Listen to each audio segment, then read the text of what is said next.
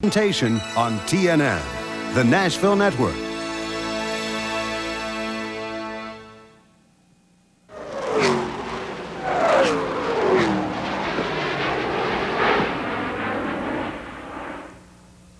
Nothing is more fun than checking out a new car and taking it out for a spin. Or asking a few friends, what's new? And when you put those friends in new cars on new tracks and turn the steering wheel a little different, eventually you get a new championship. 1992 brought all these things to ASA, including 3 new faces in the AC-Delco Challenge Series victory lane, as young guns Raines, Benson Jr., and Sauter won 6 events among them. And then, some faces were, well, just new to ASA in '92. But don't let all this newness throw you, so just sit back and let us take you across this vast continent of North America that served as battleground for the closest championship war in ASA history.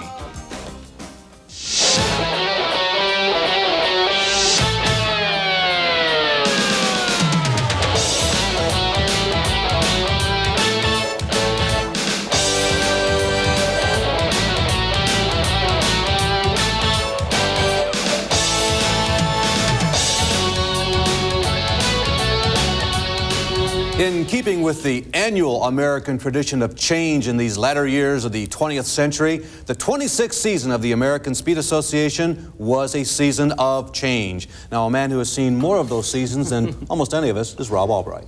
Well, you know, Larry, if you want to stay on the leading edge, you've got to be willing to take some risks. And the American Speed Association, true to form in 1992, took lots of them. A new car, new tracks, a lot of brand new things. And 3 of the most risky fellows will be joining us a little later. Yeah, we've got some real names today. Johnny Benson Jr., Mike Eddy, who battled for the championship, and Ken Schrader, a name known to stock car race fans everywhere. Well, like a good political candidate who tries to be everything for all venues, that describes the new ASA car of this year.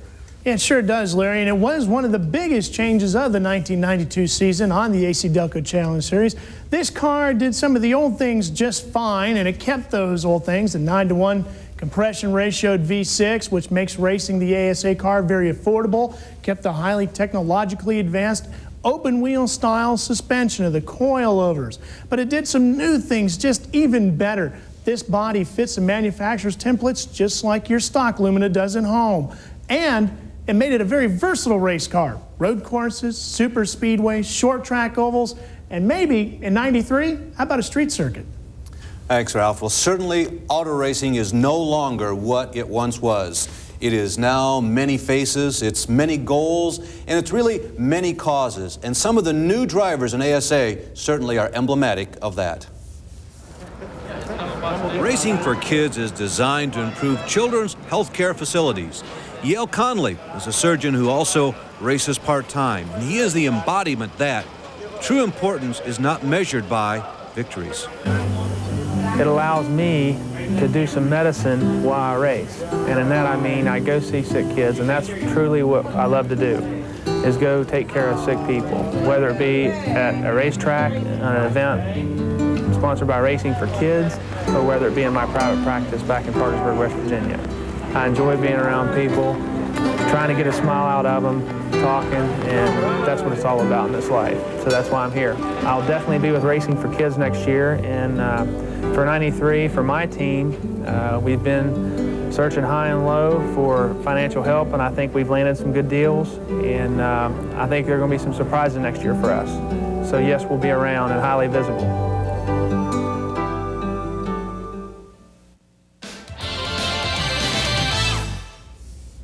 This 26th ASA season began in Music City, USA. That's Nashville, Tennessee, and the astute preseason prognosticators we all are, we assumed it was going to be business as usual, meaning Seneker and Eddy. The faces were familiar. For Eddy, it was the same. For Bob Seneker, he unloaded a Ford. No, that is not the new ASA car we've been referring to, but it is a member of Mike Eddy's crew, passing the time between rain and near snow showers. Well, after a week's delay, Mother Nature finally lit up enough to uncover the cars for a group of very eager drivers ready to get this show on the road. Winters are always long, and the hunger for competition needs to be satisfied. Each man goes through his own mental checklist, hoping to get off to a great start that would set the tone for a successful season. The shiny Bluebird was ahead of the pack, belonging to this man, Bob Seneker, along with everyone anticipating. On behalf of America's family of auto parts stores, gentlemen, let's go racing. The atmosphere is best described as high voltage as 50,000 horsepower roar to life. The question is, who has more butterflies, the drivers or all of us eager race fans? The green flag flies, and the 1992 ASA Silver Anniversary season powers into turn one. Gary St. Amant paces the field early until lap 11 when 1991 ASA champion Mike Eddy takes control. Jay Sauter also has his turn at the point. And Johnny Benson and Scott Hansen loom as threats as well. But in the final analysis, quick pit stops near race's end allow Bob Seneker to defend his position and capture the checkered flag. The all-time ASA race winner and 1990 champion relishes with his crew in victory lane in the spoils of victory, the first Ford win since Mark Martin. Paradoxically, an old familiar face is in victory lane to launch a season of change. There was a time in ASA, as a matter of fact, when Fords were referred to as foreign cars. The General Motors domination was so great, but all that is definitely changing. In fact, the Ford folks were so encouraged by the results of 1992 that they've announced a nearly $400,000 contingency program for the 93 season. When Michigan's Johnny Benson Jr. took his third career pole for the Buckeye 300 in Columbus, Ohio, it was a sign of things to come. As the green flag fell, Benson quickly took charge. The second-generation driver, incredibly, has no career wins to this moment. He held on to the point until lap 4 when, no surprise, Mike Eddy assumed the point. Benson stayed close as the two battled back and forth all afternoon. Benson, notifying the rest of the field, will lead 145 laps today. And the 1990 Rookie of the Year would not be denied his first trip ever to victory lane, holding off ASA's most persistent driver for the last 95 laps. Seneker, first race winner, was out in the early laps. Eddy quietly back-to-back second places. The following weekend at the famed Milwaukee Mile for the Badgerland 150, Johnny Benson picked up exactly where he had left off with a second successive pole position. But showing he's still the boss, Mike Eddy will take command immediately with this bold move as if to test young Benson's courage and concentration. But Benson's will hold, and he struggles back to his rightful place at the head of the class. Now this side-by-side tension will continue to mount until lap 80. The cars enter turn number 1, and in the second turn spin in choreographed tandem. Watch this.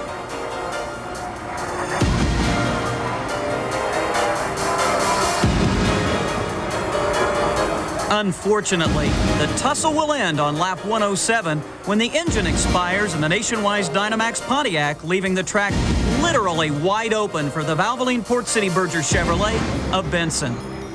Benson overcomes a failed power steering pump to win his second ever and second consecutive ASA main event by an unheard of 10.71 seconds over Jay Sauter, who jumps to second in the point standings. So just who is this masked man anyway who keeps riding into town and outdrawing the established gunslingers? We'll meet him next.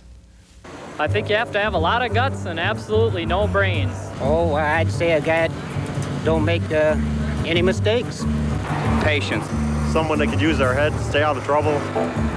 Guy that'll let me come out from underneath the race car once in a while. It takes a driver that'll do what you tell him to do.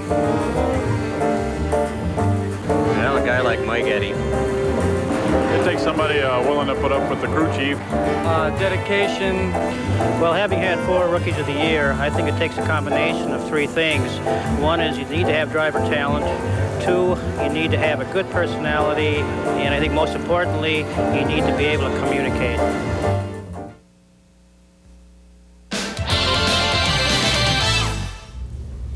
Welcome back to the show. Joining me now, the gentleman who finished second in the ASA points for 1992, Johnny Benson Jr. And Johnny, when you take a look at this season for you, I think the thing that's most amazing to me is that you came into it with no wins, a new team, a new car, a new crew chief, new, and you finished second in the points. What was it about this group of people that allowed you to accomplish as much as you did this year?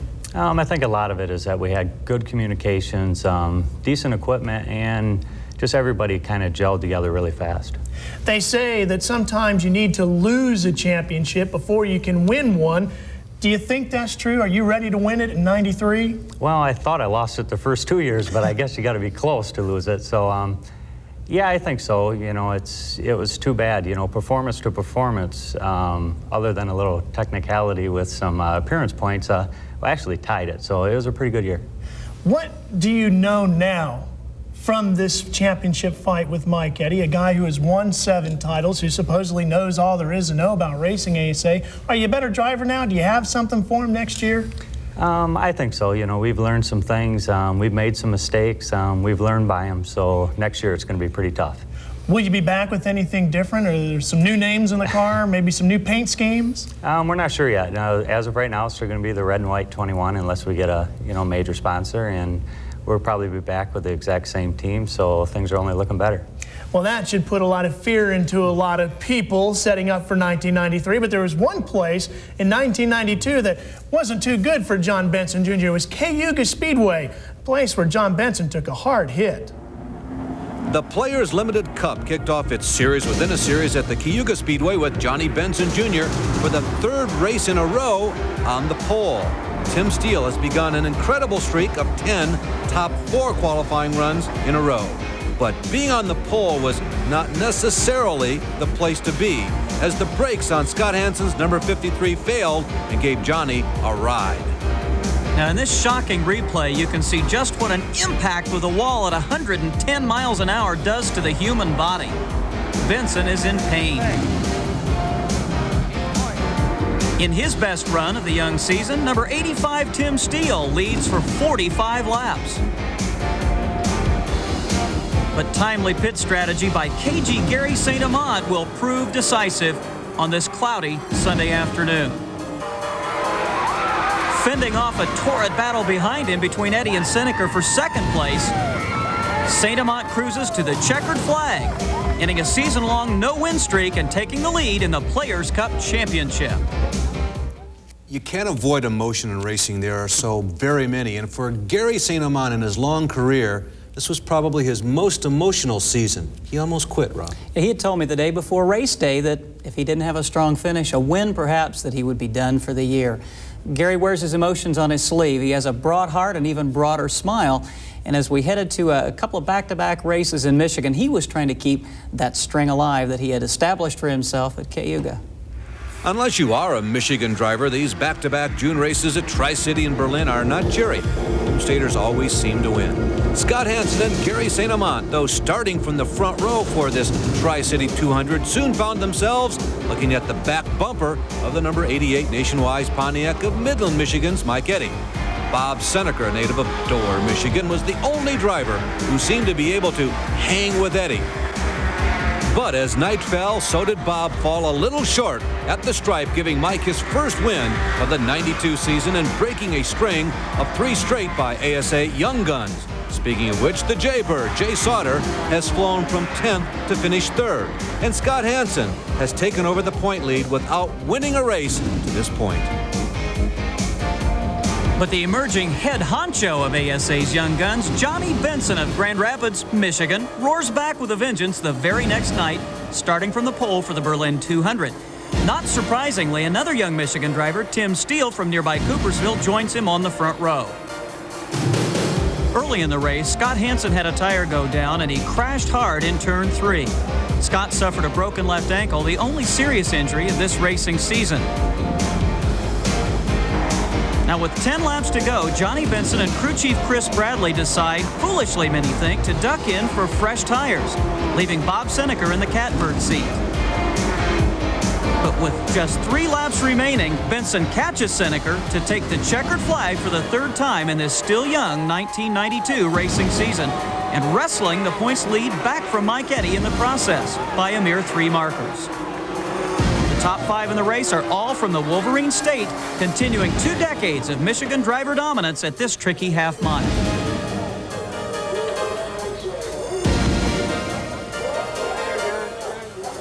A quick thinker and understanding his driver. My crew chief Chip, man, if I get out of line, he smacks me across the face a few times. So, you know, it's a good thing I wear a helmet. Calmness under pressure. Being able to understand the chassis. The guy that can communicate on the same wavelength as the driver. He has to be intense. Takes the guy that's willing to work together with the driver. A guy that does what I tell him to. The man who is patient, calm, and knows what he's doing. A lot of knowledge, a lot of experience, and a good cooperation. A lot of dedication. Hey, it's the people behind him. Without those people, he wouldn't be anything.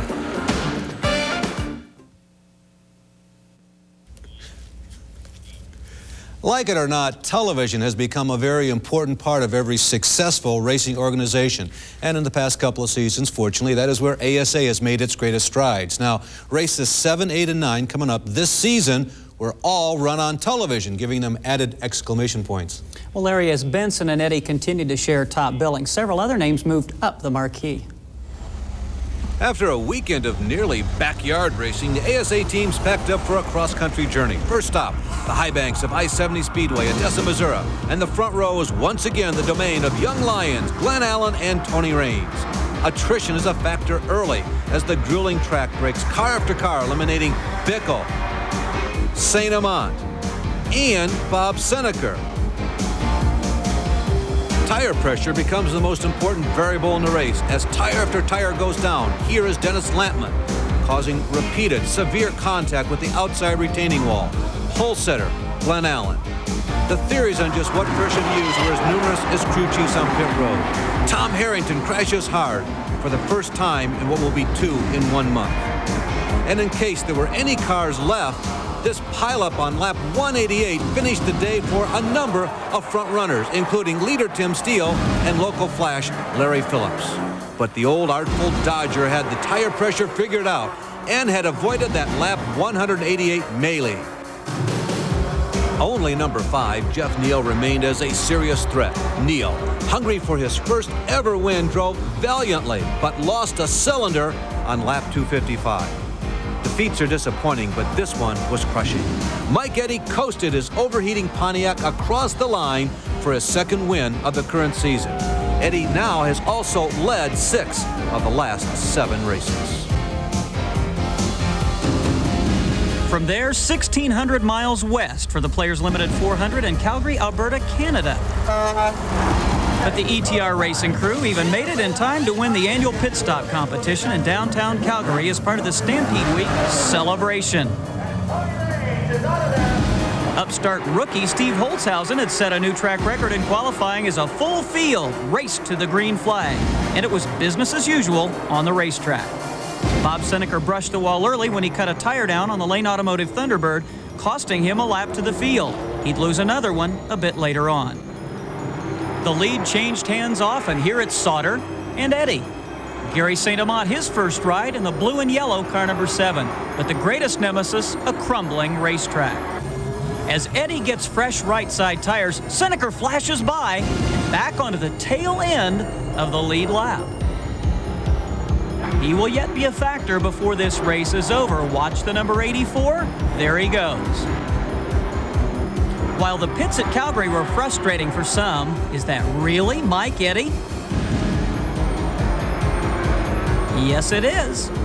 They turned out to be Seneker's salvation as he bests the charging Johnny Benson to the finish for his 3rd in a row at Calgary.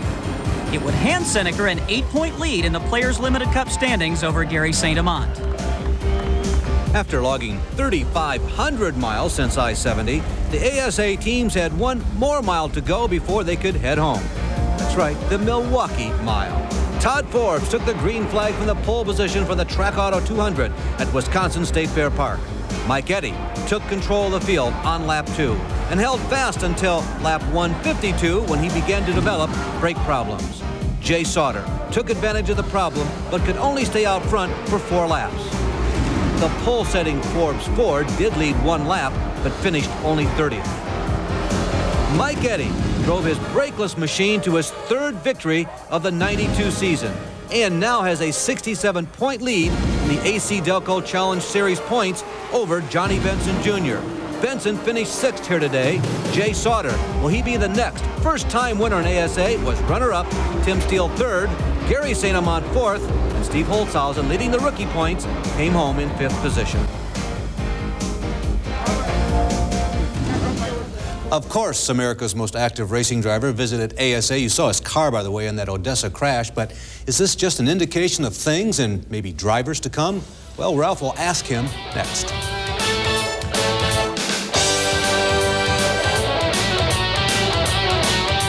Thinking about not winning a race. Riding in a passenger car when I'm not driving. My wife getting mad at me. I don't see the need to bungee jump. Flying in an airplane what scares me. Snakes. Don't like spiders and snakes. Riding with Mike Eddy during qualifying. Bungee jumping. When I wake up falling, when I'm sleeping. There is, but it don't come to my mind what it is.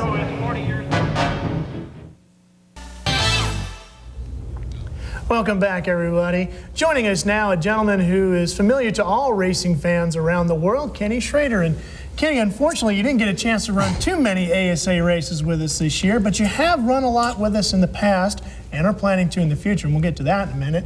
But there's a lot of other Winston Cup drivers and drivers from other series that are buying ASA chassis to compete with us in the future. How come? Why is this series so enticing?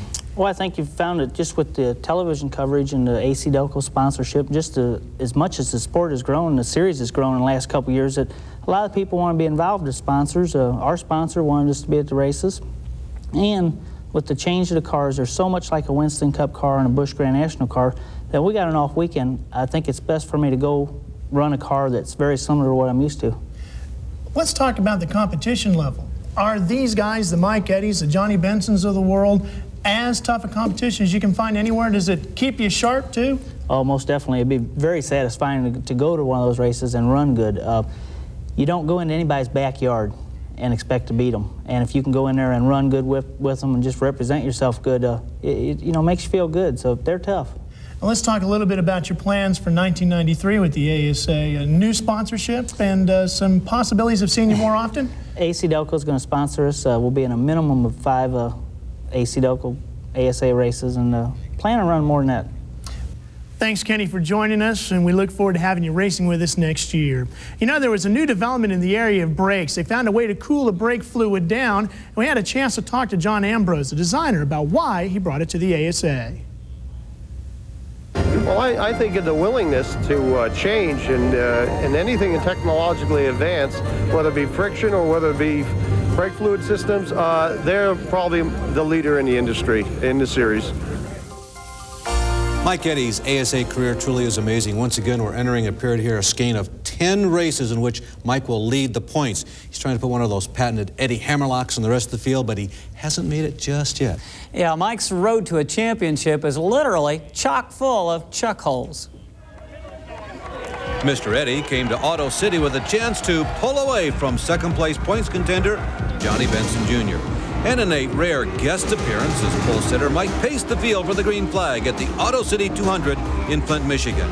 But trouble came on the second lap as number 78 Steve Holtzhausen pushed Eddy off the track in an incident which also collected Jay Sauter, currently 3rd in points. Sauter sustained an ankle injury and was unable to continue in the race.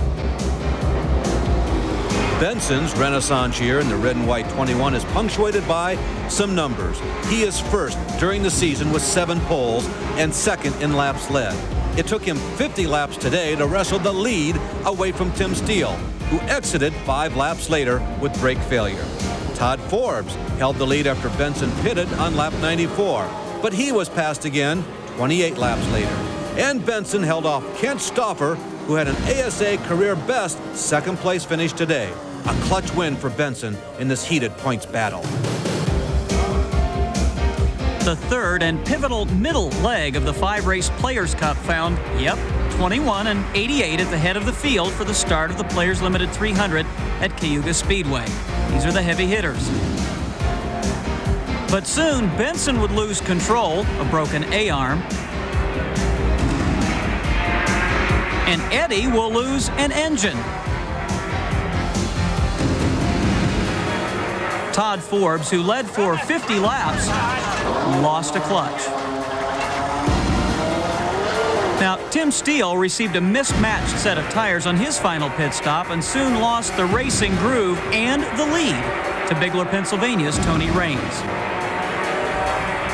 But the hairiest and scariest moment of the day came just 50 laps from the end when Tom Harrington first hit the wall, was backed into by the spinning car number 1 of Jay Sauter, and literally erupted in flames.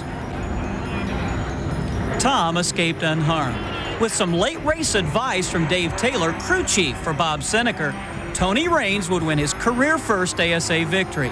The crew celebrates, and Tony shows a bit of youthful exuberance in victory lane.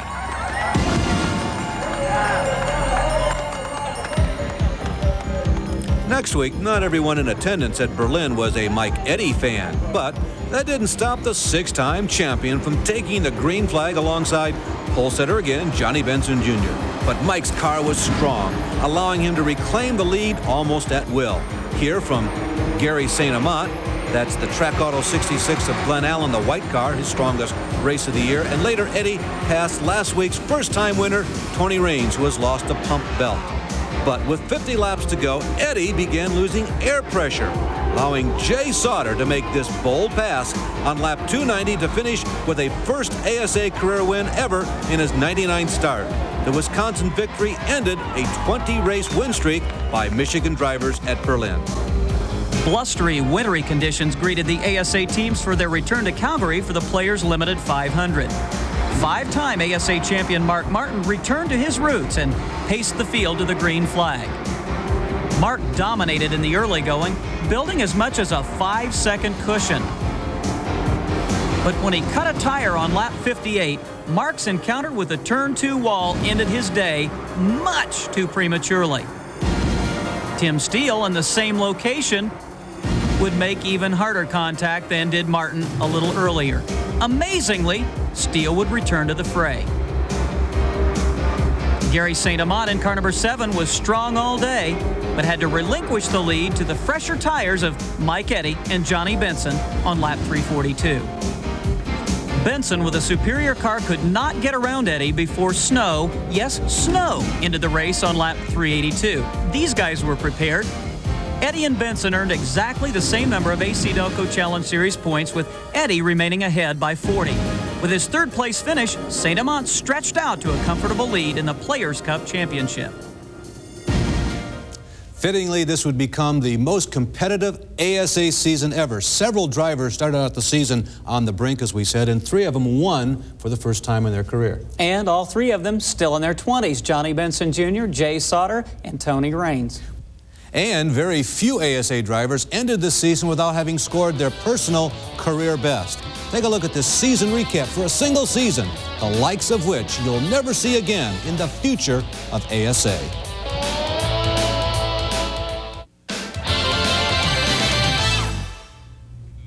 This new race car sitting behind me here and the Rich Pat Shower Memorial Award brought a huge crowd of rookies to the 1992 ASA season.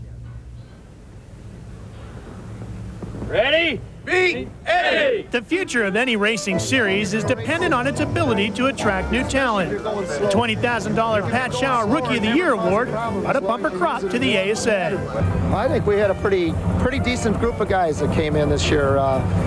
With the ASA, the new trends coming, we're seeing, I believe, better and better people and equipment, and the guys did, for the whole year, they've done a real outstanding job, I feel.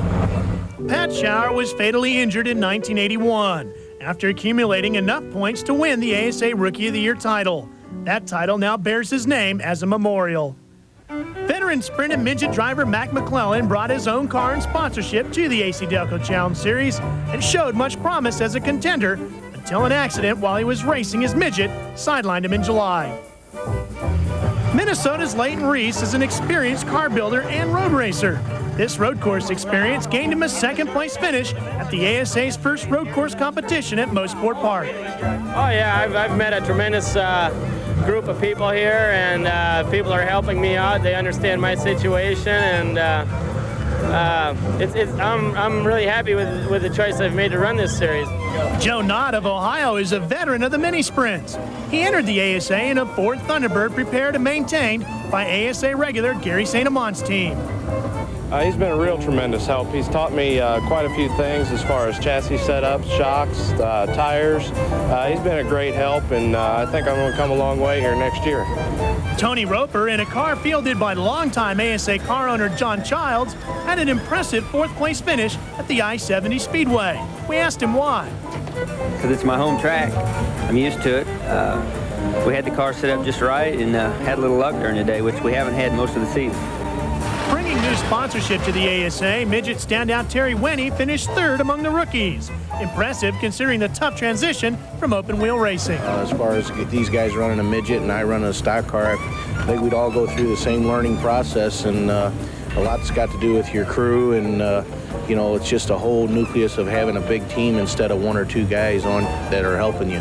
The second-place rookie for 1992 is Brad Loney. The two-time Hawkeye Downs champion from Iowa had 4 top 10 finishes. His success stemmed from his consistency. Sticking to the basics. Got a group of guys that are really new to this. I'm new to this, and we just go off some good advice from the experienced drivers and teams, and we're just hanging in there. The brightest star in the rookie horizon this year was Steve Holzhausen. Steve had 10 top 10 finishes and 1 pole position to his credit. He was the first rookie to win a pole since Scott Hansen back in 1989. We asked Steve his secret. Well, a lot of hard work, I guess. Terry Baker put a good car and good equipment under us, and everybody's worked real hard to get us here. With the promising performances turned in by the 1992 rookie class, the ASA's future talent base seems secure. The next 3 races on the 92 schedule included a short track, a high-speed oval, and for the first time in the history of the series, a road course. By the time of the annual Midsummer's Night Dream, actually a nightmare at the quarter mile of Anderson Speedway, 6 drivers still had a mathematical chance at the championship, but in reality it was between 2. Now watch for the red car in the middle of the track in corner number 2. That is Gary St. Amant. He had qualified on the pole, but a tire had gone down during the parade laps. Mike Eddy had assumed the lead, and this was just to be a harbinger of things to come. He would lead 388 of the scheduled 400 laps tonight. The most serious incident occurred midway through the race. Glenn Allen Jr. in the track auto number 66 takes up most of the brunt of this accident. Some very slick pit work at one point in this race moved leading rookie contender Steve Holzhausen out of the pits first. This was the only opportunity anyone had to unseat Mike in the top spot all night long. Tom Jones came from a lap down to be very competitive. He would tie his best career finish tonight, a second place. This late yellow gave him a last shot opportunity at Eddy, but Eddy was not to be headed again this evening. Incidentally, Jones' other second place finish almost didn't count. It happened indoors at the Pontiac Silverdome. Labor Day means State Fair in Minnesota, complete with corn dogs and, yes, bungee jumpers. It also means auto racing, where practice, qualifying, and the ASA 300 are all held the same day. Benson and Eddy once again on the front row. From the inside, Mike would lead early and easily, with Benson in hot pursuit until this 7th lap crash eliminated several drivers, leaving Joe Shear atop the pit wall and several other ASA regulars on the sidelines. When combat resumed, it was Eddy and Benson again going hand-to-hand in the trenches, swapping the lead at least 4 different times. Yet another delay for rain, this one nearly an hour in duration, sent Benson and a number of other front runners to the pits for fresh tires. Not so Eddy. On the restart, Benson easily was able to make the pass on the inside, headed down the backstretch. But look who's coming. It's the number 99 of Dick Trickle. It's been a year since he's won right here at Minnesota. Returning to ASA, he captures the victory in fine fashion, beating Johnny Benson to the checkered flag. Now, Trickle, with more than 1,000 career victories, was more than just a little bit happy with the win at Minnesota. Yes, those are ASA cars, and watch this. Yes, they are turning right.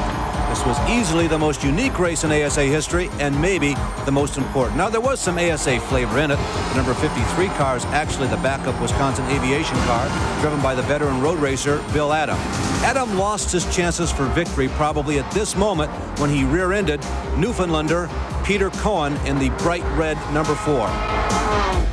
Not surprisingly, road racers fought it out for the win. That is Leighton Reese, an ASA regular, but an outstanding road racer, almost moving into first place.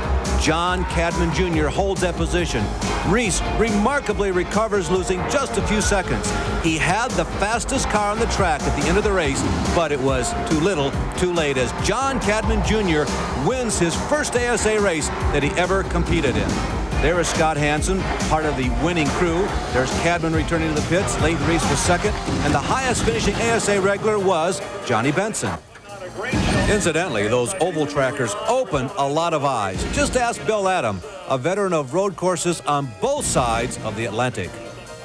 I knew going in that people like Bob Seneker and a lot of the real good runners, Mike Eddy, would be very quick. The old axiom about a good driver is going to be fast no matter what he drives in, I think still holds true. And this is probably the worst road racing track that a rookie can come to. There just isn't any place as bad. So every sports car circuit they go to from now on, a race car driver that's used to those circuits won't have any advantage at all. The Players' Cup Championship saved the season for Gary St. Amant. This being the first edition of the Players' Championship, it's definitely a big deal for me. You know, comparing it to the ASA Championship for the season, you know, it's not quite the same thing, but, you know, hey, it's the next best thing to me. Seneker admitted an unusual emotion. Well, I was really antsy about this place when I first got here because this is one of the spookiest road courses, they tell me, that in the whole circuit anywhere in the States, and it's scary to get started on it, but after a whole day or a whole weekend here, by the end of the race, I was finally getting the hang of it, and I'm anxious to come back and try this again. John Benson Jr. had lived those fears. He crashed. In front of our tower here. Yeah, in qualifying there, we kind of got off the track a little bit in a bad spot, and I don't know how fast we were going. About 120 went down through the track, and I think you saw it. We crashed it, and we spent about 4 or 5 hours trying to get back together, and got out with like maybe 5 minutes to go in the last warm-up or qualifying, and only got a couple laps on it after we wrecked it, so the car went really good. But for Leighton Reese, it was verification of his talents. Cadman ran a good race, and I think we did too. I was being a little conservative at the beginning, saving the car for the end, and perhaps I should have been a little more aggressive. That Canadian National Championship did prove to be very popular, added a lot of drama to the center of the season, and for Gary St. Amant, it really rejuvenated him. It basically saved his motor racing career. That series will return, by the way, in 1993, plus some more road racing. Well, the series gave Canadian drivers the first opportunity to see the ASA men go other than round and round. In 1993, they'll be competing on red, white, and blue soil in the summertime at Topeka, Kansas.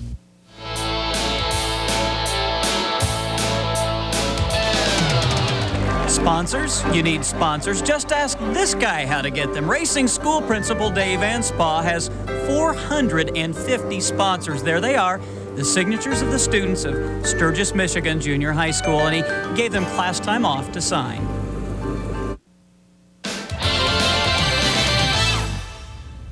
It's late in the season, Toledo, Ohio. Only 2 races remain in the ASA season.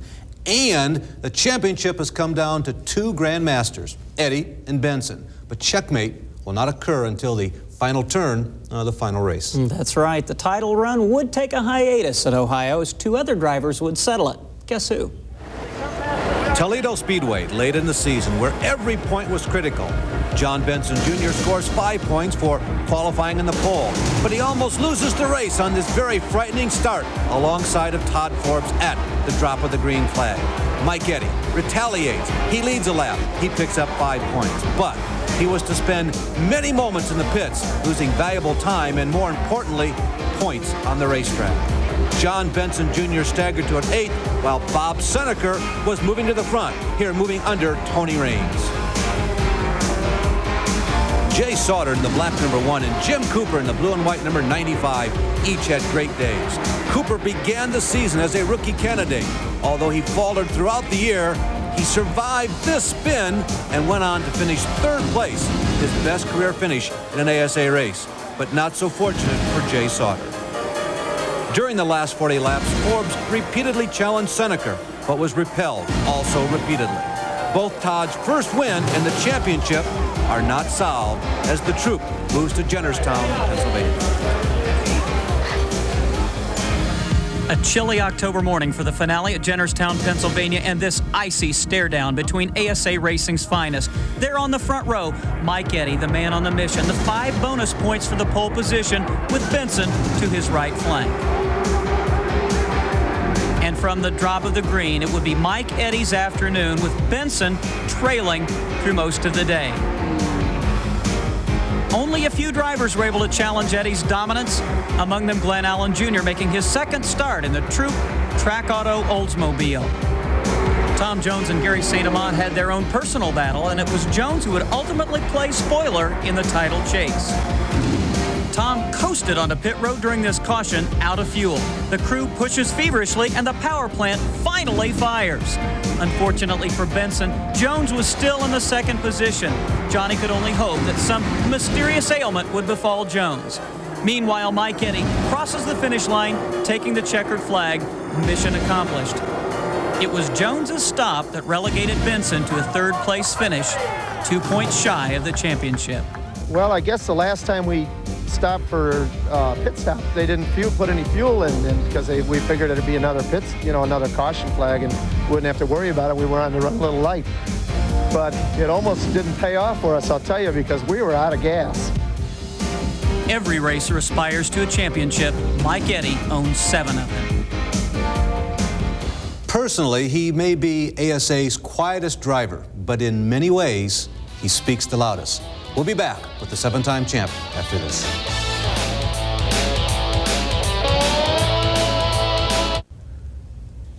This truly was a very unique ASA season. Some may say that the past, Mike Eddy, collided with the future, Johnny Benson Jr. But in reality, they both proved that they are a part of an extremely exciting present. Yeah, and Benson's got some really big shoes to fill. Mike Eddy is truly one of a kind.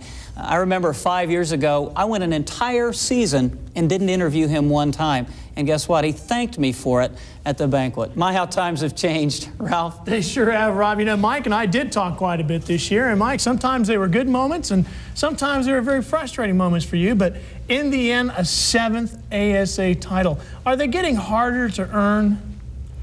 Well, I believe each one gets harder to earn as the years go on. Competition gets better, and you know, nothing's ever easy in racing. You got to earn everything you get. Johnny Benson really proved to be a formidable challenger for you. Did you expect the type of racer out of him that you found? Yeah, Johnny's a good racer. He's improved a lot. The 3 years that he's run ASA, went from being a rookie to championship contender. I believe that in the years in the near future that he will be a champion too. How difficult have you had to work to get this last one? Are you just about maxed out, or do you have enough left for an 8th ASA title? Well, I work hard for every title. The whole crew works hard. We all work hard. We all want to win. We want to be in the winner's circle, and we'll work hard again this winter, and hopefully we can be here, or at least be competitive to give everybody else somebody to race with. You know, these 7 titles that Mike Eddy has won, here it was the 25th anniversary of the series. That's almost a third of the titles that have been up for grabs. You've seen the series change over the course of time. Do you like where it is, and do you like where it's headed? Yeah, the way ASA has changed, I would have never believed that in my time of racing ASA that would go from just a place to a race to one of the places to race. It's a very good circuit, and I don't know what to expect from it because it's going to grow more than what I can tell you it's going to. Well, he hits it right on the nose there with the 26th season just around the corner. It's amazing how close that corner is coming upon us. It is hard to imagine just what the changes are going to be from here on to the future, but one thing is for sure, guys. This guy and I We'll talk again, and it probably will be in Victory Circle. I'll bet you're right, Ralph. You know what strikes me the most about this season is this critical factor of experience. It just seems like the longer you do this, sometimes in spite of yourself, the better you get. It's just so complex. You know, there are those who said that ASA couldn't make the transition to television, and others who felt the new car was a serious mistake. They were wrong on both counts. We're here, and I can't wait for 1990.